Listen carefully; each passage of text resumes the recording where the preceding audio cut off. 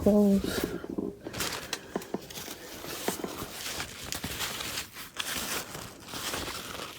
Why does this look so familiar? Why does this look so... Oh!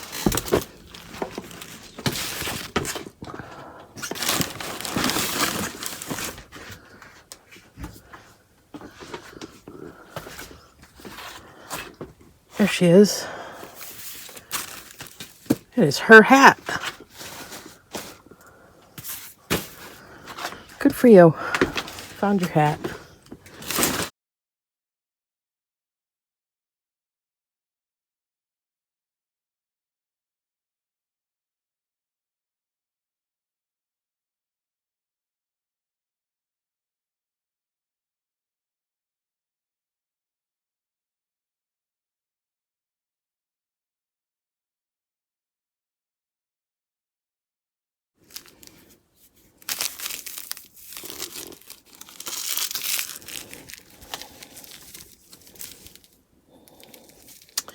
I have seen pictures of me in these pants. My mother made these pants.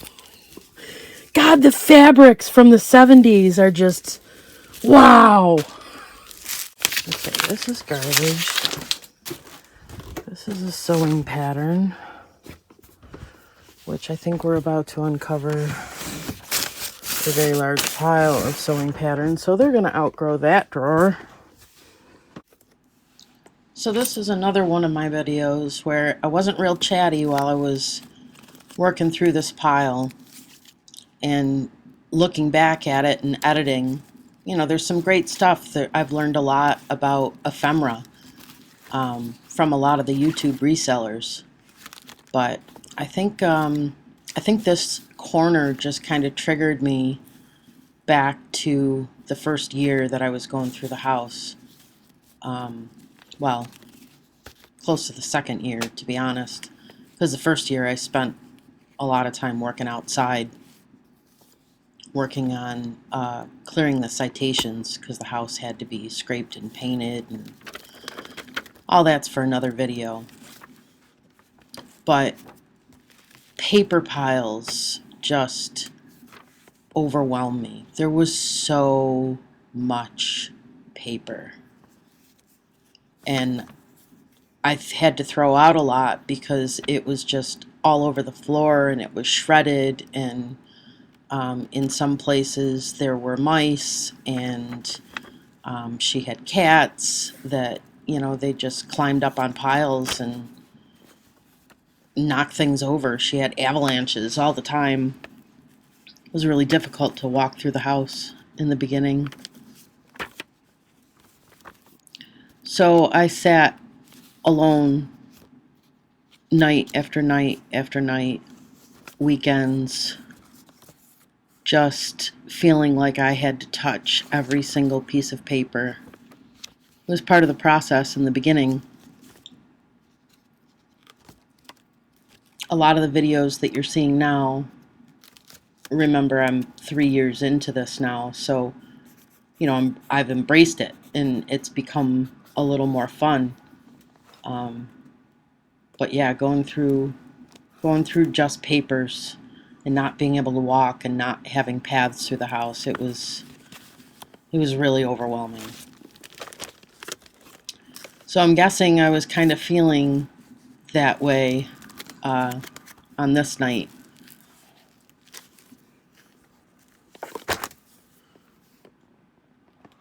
There's a mouse nest there in the corner. Wasn't looking forward to dealing with that, but it looks like he only stayed temporarily because he didn't do a lot of damage.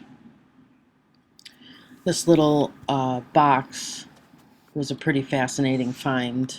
It's all old postcards, and at one point, you know, she found this little box and she was filing them in there. And as I dig deeper through the piles, I can see where at one point things were a little more controlled for her. Things were stored carefully. Some things were actually labeled. This pile here is, her personal stuff, not stuff that she necessarily bought for reselling or anything. So it was a time where she wasn't suffering from hoarding.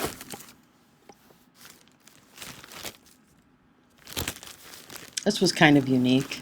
Wegmans is like my favorite grocery store, and it's pretty unique to this area. I think they've started to branch out of New York, but I definitely never knew that Wegmans sold fabric and threads and buttons, and just seeing the bags with Wegmans name on it, I was kind of like, wow, that's cool. Tried to imagine that.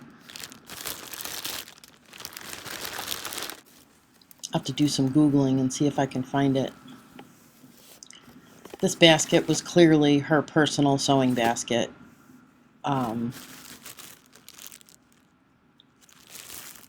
These letters. Yeah. So here's a really interesting find tonight. I have found a stack of letters from 1944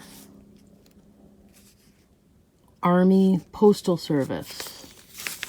I don't know this person's name.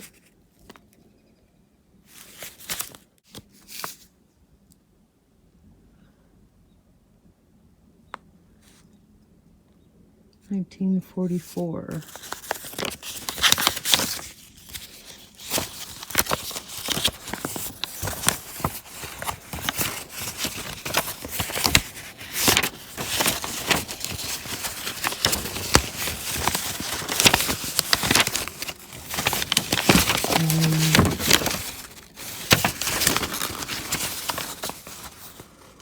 January 3rd, 1944. Dearest wife, my candle is about done, so I'll close with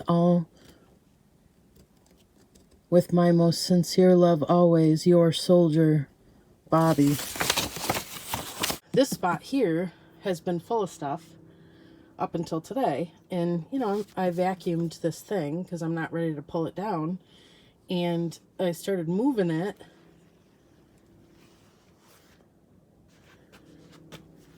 Look at that.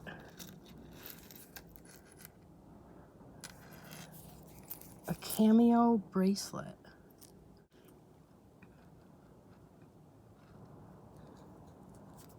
So I certainly didn't expect to find anything under there. And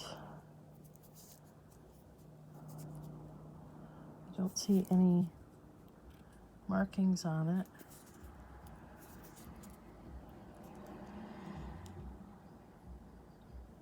But it's definitely pretty. Those are pretty cameos. So yeah, this is another example of why there are days where I just seem borderline obsessed with touching every little thing, because my mom put stuff everywhere. She tucked things into nooks and crannies, and usually they were things that, were really special to her.